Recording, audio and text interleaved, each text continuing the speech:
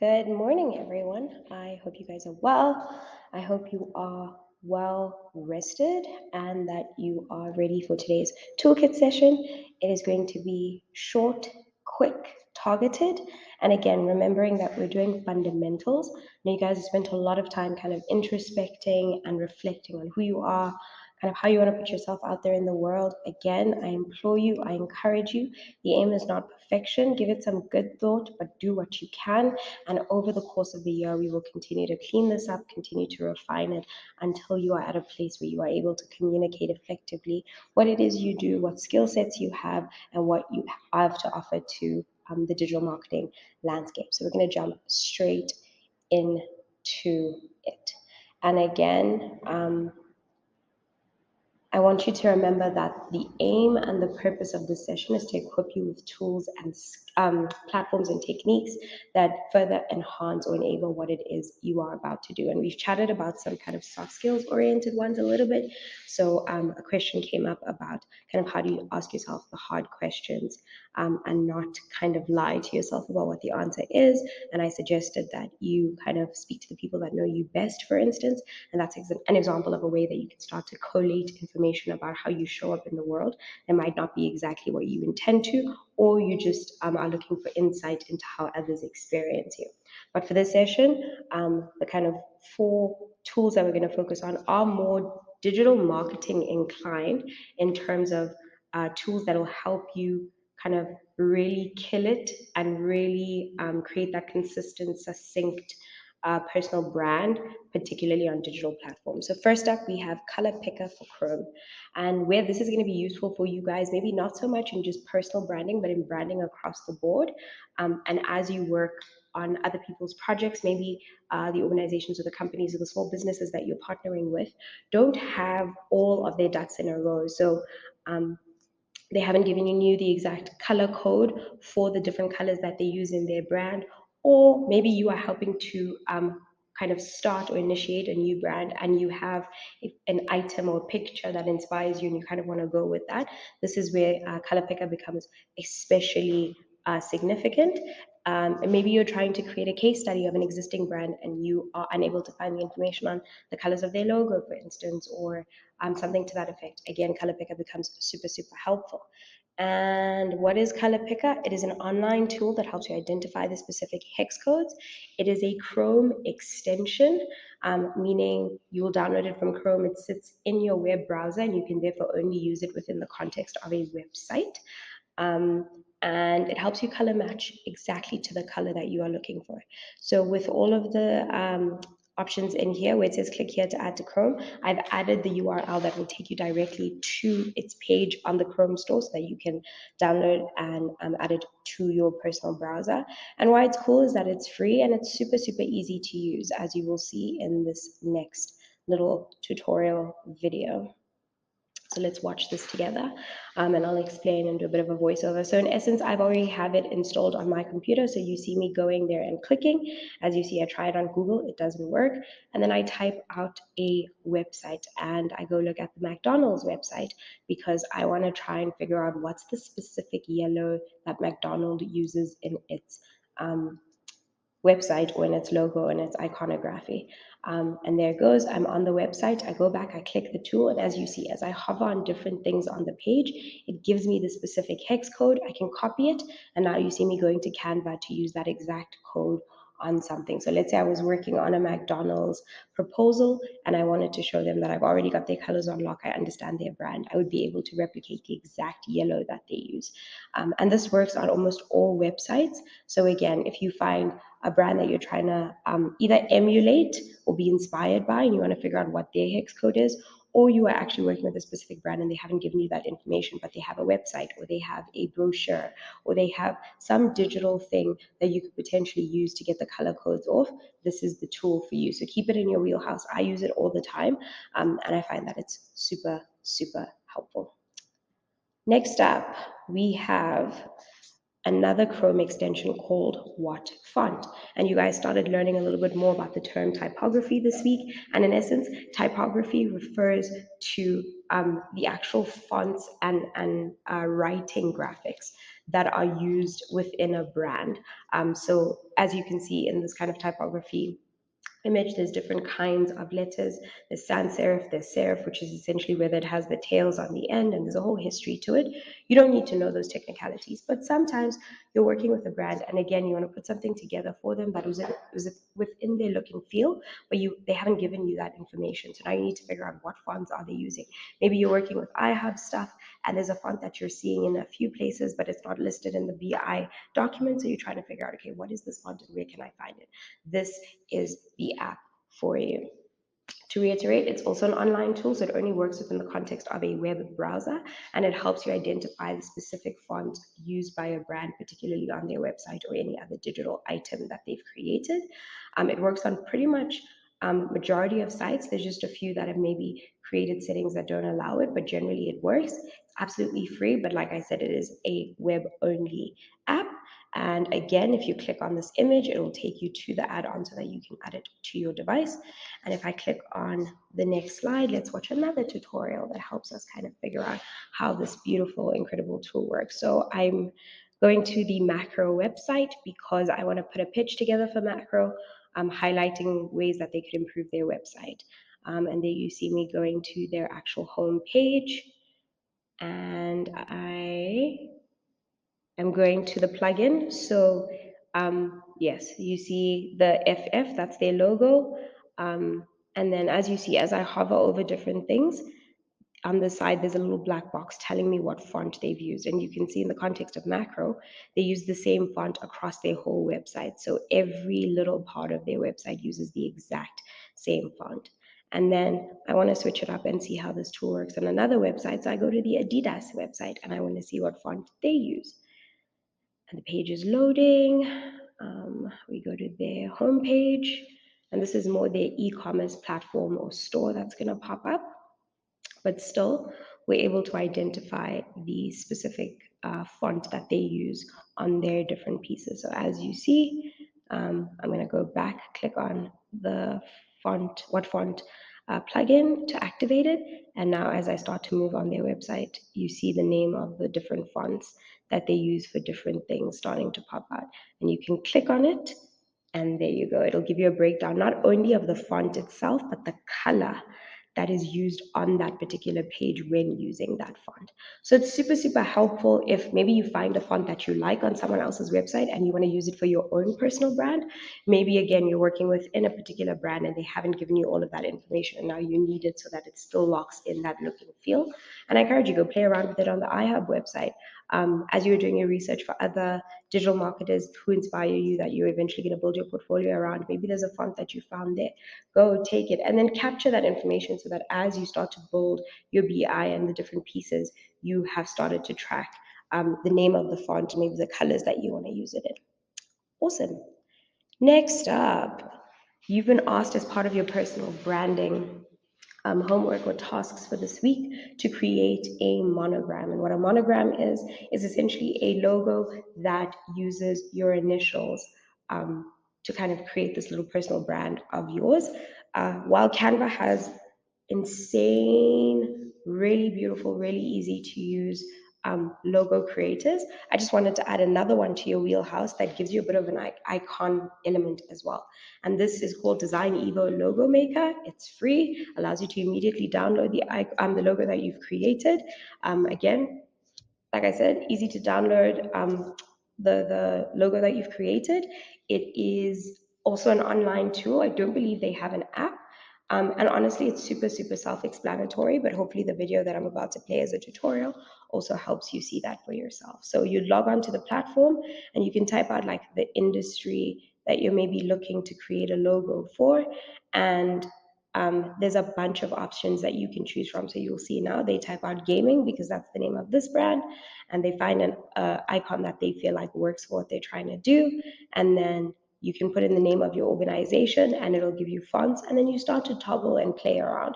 Maybe you've pre-selected the font that you specifically want to use already, and that's the one that you can then input to make sure that your brand name is in that font. Alternatively, they might make a suggestion that you like, and now that determines the font that you're going to use, and going forward, you'll continue to use that. But again, within 2 or 3 steps, you have a tool that creates really, really cool, simplistic, clean logos for you and takes the hassle out of it.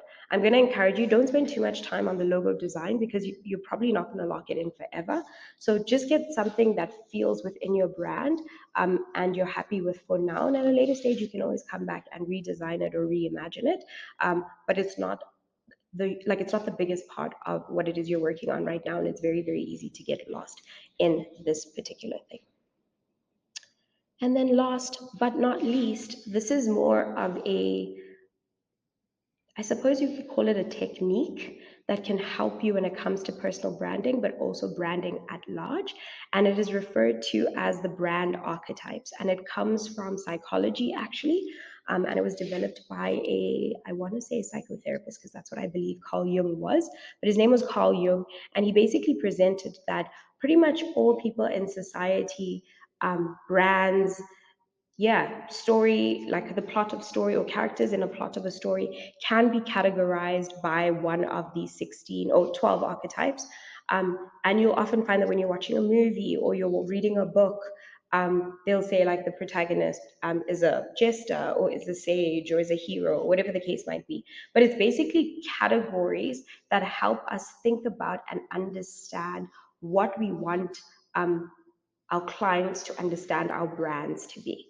And what I mean by this is, so certain brands just have asserted themselves as, for instance, houses of knowledge that can be trusted and understand what's happening in the world. And that essentially is a sage.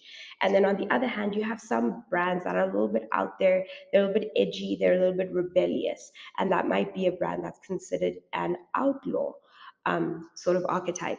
Then you get these like whimsical, playful brands. Think of like Disney, for instance.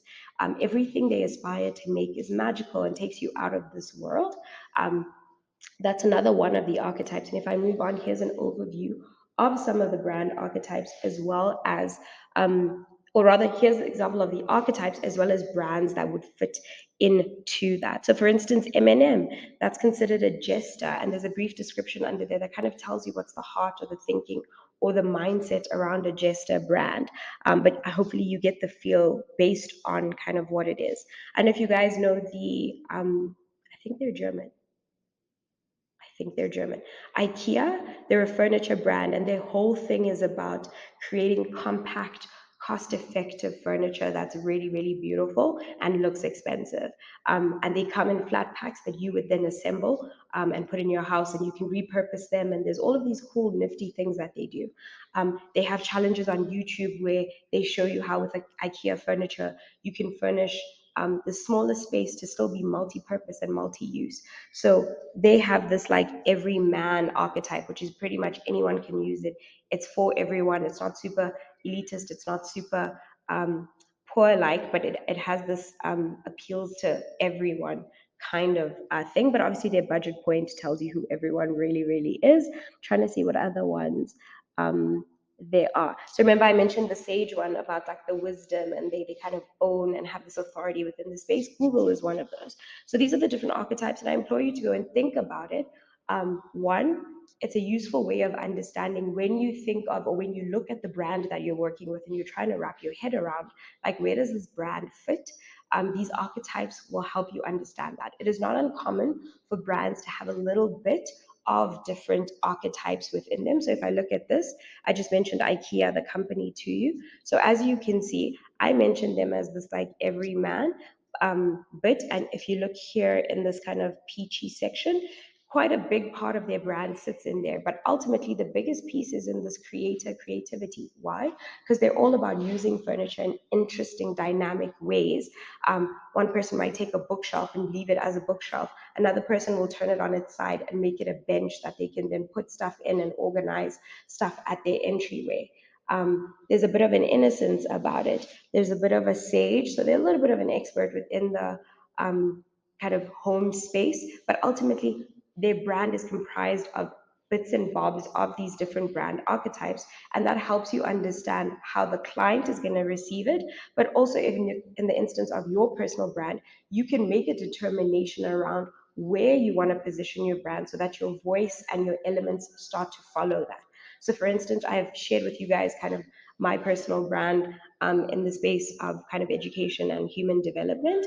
And I would say, I actually haven't thought about this, and I probably should, but I think I want to sit somewhere in the sage, the creator, and the hero space. And I guess for me, the sage is about being an authority figure within the education space. Because of my experience, because of my training and my degrees, I want to be known as not someone who's just kind of stumbled across this, but that I've actually invested the time and the energy to develop meaningful curriculum, et cetera, et cetera. So that's kind of the sage wisdom piece. And then when it comes to the hero, it's also that thing of like, I'm not just any other person that's contributing to this space, but I'm doing it in a way that is truly empowering for the users that are on the receiving end of the different products and services that I offer. And in some ways, I guess I'm here to save the day in the way of education. I'm not going to do it by myself. I'm part of a broader collective of people doing this, but I want to be seen in that particular way. And then in terms of the creativity, it's about that innovation piece where it's bringing business and education and kind of social work together and finding interesting dynamic ways to let to cause my product to land with its intended target user. I probably could pick on a few others. Um, Caregiver is probably there. I'm a huge advocate for social impact. So, not just building businesses that create revenue, but building businesses that, while creating revenue, change the world in a meaningful way and change the lives of people in a meaningful way. And there's probably one or two others that I can probably pull in there. So, already you can start to see how that image would inform kind of how I speak, who I'm speaking to, what I'm speaking about, and that would translate across my website, across my social media platforms. It would hopefully be found in kind of the logo, the iconography that I choose to go for. If you've kind of peeped my website, you'll see the colors that I've used sit somewhere not between the more formal institutional colors of like blue and green, but it's more kind of like this brown, earthy tones because there's a calmness that I want to like erude, but it's still strong in the sense of like earthy textures and earthy tones. So that's kind of where I'm positioned right now. That's how these archetypes kind of help me understand my own personal brand, but also inform how I communicate with the world and hopefully shape how the end user receives what it is I'm putting together. So I hope that also helps you kind of deepen the work that you've already started doing. Maybe you're stuck on kind of where you want to go and what it is you want to do. And hopefully this tool helps you pull some of the questions you've already answered about who you are, how you want to be known in the world. Maybe use this as a framework. Like, do you want to be seen as a sage? Do you want to be seen as an entertainer? Do you want to be seen as a caregiver? Do you want to be seen as an outlaw? What does that look like for you? And then hopefully that will help you start moving towards the colors and the font and the different elements that essentially will make up your personal brand. And that wraps up our toolkit session. See, quick in and out, 4 tools that I hope are practical, user friendly, that you can start applying immediately, and that you'd keep in your wheelhouse so that as you graduate, even beyond iHub, set you apart and make it easy and efficient for you to deliver on what it is you are intending to deliver. If you have any questions, you know where to find me. And I'd love to chat if you want some consultation. Not that I'm in any way a top gun in these things, but if you want to ask, hey, this is what I'm thinking, this is the brand, this is the colors that I'm looking at, and this is the archetypes. Does it feel like it flows for you? I'm happy to be like, yeah, this might be a little bit off, add a little bit of this, but yes, you're headed in the right direction, or no, you might need to rework this. But we are here in the room. It's not for you to necessarily figure out entirely by yourself. But again, part of that grading and feedback is also going to help you get that kind of data and information to be able to do what you need to do. Cool. I hope this was helpful. Out of curiosity and in the spirit of data collection that is meaningful and informs practice, if you could rate this toolkit session on Slack from 1 to 5. 1, not helpful at all. Yeah, we need better tools or new tools. And 5, super helpful, a great starting place for building your digital marketing toolkit. And three, neither here nor there. I'd find that really, really helpful so that as I continue to design these experiences for you guys, it's meaningful for you, it's useful for you, and it actually helps you do what it is you need to do. As always, thank you for your attention. Thank you for your time. I hope the stress levels are not killing you, and have an incredible day. You've got this.